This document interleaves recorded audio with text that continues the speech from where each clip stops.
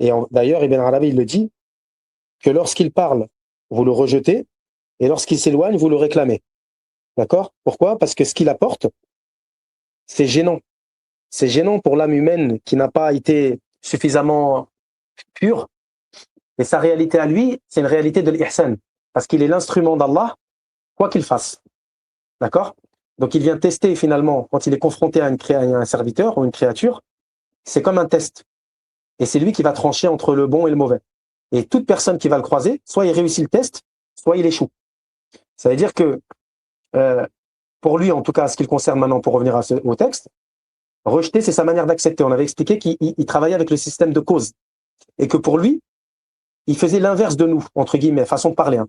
Nous, quand on veut faire un emploi, on va faire un CV, on va se présenter à des entretiens, on va faire des causes pour aller vers la chose recherchée.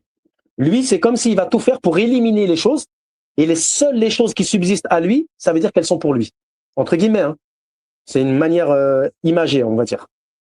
Mais s'il commence par l'acceptation, alors il sera rejeté. Pourquoi? Parce que cette affaire, justement, c'est pas lui qui la recherche, c'est elle qui l'attire. Et elle est là la différence de l'majdoub. Et pourquoi les saints ont expliqué qu'ils étaient différents. Eux, lorsqu'ils cheminent, les saints, ils ont tous une dynamique euh, d'aller vers Allah par des actes et par des causes unanimes. Ils sont tous dans la même dynamique, d'accord?